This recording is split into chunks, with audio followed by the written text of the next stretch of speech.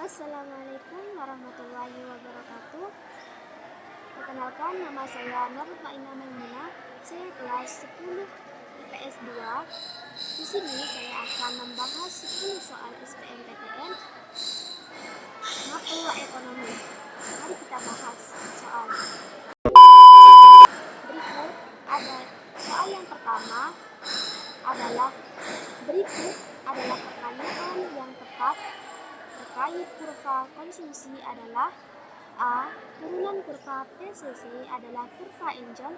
B. Turunan kurva ICC adalah kurva demand. C. Kurva Budget-Line bergeser ke kanan karena anggaran konsumsi menurun. D. Kurva Budget-Line berotasi karena harga salah satu barang mengalami perubahan. E. Keseimbangan konsumsi terjadi ketika kurva indifferent berpotongan dengan kurva Budget-Line. Jawabannya adalah D. Kurva Budget-Line berotasi karena harga salah satu barang mengalami perubahan. Soal yang kedua, Alsana memiliki toko kue yang bernama Toko Kue Pelangi. Penjual toko kue milik Asana belakangan ini menurun drastis. Secara ekonomi, standpoint, toko kue Asana akan terjadi ketika: A. Harga lebih kecil dari biaya variabel total. B. Harga sama dengan biaya variabel rata-rata. C. Penerimaan total sama dengan pengeluaran total. D. Penerimaan total lebih besar dari pengeluaran total. E. Penerimaan totalnya lebih kecil dari pengeluaran total. Soal yang ketiga, kenaikan harga barang X yang merupakan substitusi dari barang Y akan menyebabkan kurva permintaan yang merupakan substitusi dari barang Y akan menyebabkan: A. Kurva permintaan barang Y bergeser ke kanan sehingga harga barang Y turun. B. Kurva permintaan barang Y bergeser ke kanan sehingga harga barang X turun kembali. Yang C. Kurva permintaan barang X bergeser ke kiri sehingga permintaan barang X bertambah. D. Kurva permintaan barang Y bergeser ke kanan sehingga harga barang Y naik. E. Kurva penawaran barang Y bergeser ke kanan sehingga harga barang Y turun. Jawabannya adalah D, yaitu kurva permintaan barang Y bergeser ke kanan sehingga harga barang Y naik. Soal yang keempat, diketahui fungsi penerimaan rata-rata sedang seorang produsen min 4Q plus 320, sedangkan fungsi biaya rata-rata menunjukkan AC sama dengan Q plus 25Q plus 30. Fungsi dari pertanyaan tersebut adalah: 1. TR sama dengan min 8Q plus 320. 2. MC sama dengan 2Q plus 30. 3. Kuantitas barang saat laba maksimal 10. 4. FC sama dengan 25. Pilihan jawabannya adalah yang A, 1, 2, dan 3 saja yang benar. B, 1 dan 3 saja yang benar. C, 2 dan 4 saja yang benar. D, hanya 4 yang benar. E, semua pilihan benar. Jawabannya adalah C, 2 dan 4 saja yang benar. Soal yang kelima, perhatikan masalah-masalah yang berkaitan dengan produksi barang. 1. Di mana barang akan diproduksi? 2. Untuk siapa barang diproduksi? 3. Bagaimana cara memproduksi barang? 4. Barang atau jasa apa yang harus diproduksi? 5. Berapa biaya yang harus dikeluarkan untuk produksi? Masalah di atas yang merupakan masalah pokok ekonomi modern adalah: A. 1, 2, dan 3. B. 1, 3, dan 4. C. 2, 3, dan 4. D. 2, 3, dan 5. E. 3, 4, dan 5. Jawabannya adalah C. 2, 3, dan 4. Soal yang keenam. Di daerah perkotaan yang padat penduduknya, harga tanah menjadi sangat mahal. Untuk mengatasi mahalnya harga tanah tersebut, maka cara yang paling tepat dilakukan adalah A. Menggalang program transmigrasi. B. Membangun rumah susun di daerah perkotaan. C. Membatasi urbanisasi. D. Merelokasikan pabrik keluar kota.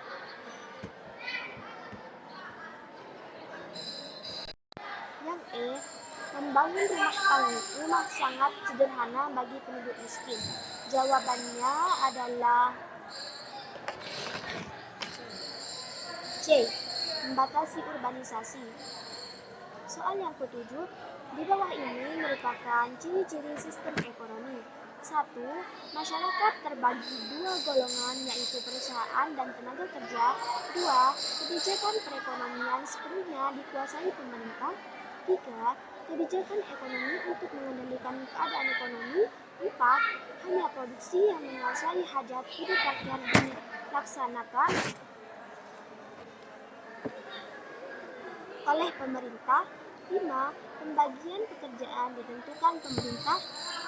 Yang merupakan ciri sistem ekonomi campuran adalah A. 1 dan 2, B. 1 dan 3, C. 2 dan 3, D.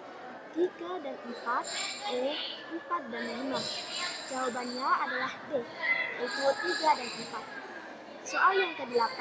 Dalam pasar persaingan sempurna, proses terbentuknya pasar tenaga kerja adalah A. Tenaga kerja dan perusahaan sama-sama bergabung dalam organisasinya masing-masing. B. Penawaran tenaga kerja tidak secara individu, tetapi bergabung dalam organisasi pekerjaan. C. Permintaan tenaga kerja dilakukan secara kolektif oleh perusahaan yang tergabung dalam serikat perusahaan. D. Tenaga kerja bebas melakukan penawaran dan tidak terikat oleh organisasi pekerja. E. Perekrutan tenaga kerja dilakukan dengan mediator pemerintah sehingga tidak ada yang dirugikan dan diuntungkan. Jawabannya adalah D. Tenaga kerja bebas melakukan penawaran dan tidak terikat oleh organisasi pekerja. Soal yang ke-9. Perhatikan beberapa kebijakan yang dilakukan oleh Bank Indonesia. 1. Bank Indonesia mengeluarkan SBI dengan pecahan Rp 10 juta yang akan dilemparkan ke pasar uang dalam bulan tertentu tersebut. 2. Dalam upaya menggairahkan dunia usaha, telah diturunkan suku bunga bank sebesar 1,75%. 3. Dalam rangka menjaga tingkat likuiditas dunia perbankan di dalam negeri, Bank Indonesia menaikkan rasio sebesar 1,25%. 4. Bank Indonesia menetapkan akan membeli kembali SBI pecahan 500 juta yang telah beredar di masyarakat selama tahun. 5. Bank Indonesia telah menetapkan menaikkan suku bunga dari 7% menjadi 7,5%. Kebijakan di atas yang dapat mengurangi jumlah uang yang beredar di masyarakat adalah A. 1, 2, dan 3, B. 1, 3, dan 5, C. 2, 3, dan 4, D. 2, 4, dan 5, E. 3, 4, dan 5. Jawabannya adalah B. 1, 3, dan 5. Soal yang terakhir. Pertambahan rasio modal dalam proses produksi cenderung bertambah sehingga tenaga kerja dikurangi. Hal seperti itu dinamakan pengangguran. A. Struktural. B. Volume. C. Friksional. D. Musiman. E. Teknologi. Jawabannya adalah E. Teknologi. Cukup sekian soal membahas soal 10 soal SBMPTN. Kurang lebihnya mohon maaf jika ada salah menggunakan. Kurang lebihnya mohon maaf. Cukup sekian pembahasan 10 soal SBMPTN. Kurang lebihnya mohon maaf. Wassalamualaikum warahmatullahi wabarakatuh.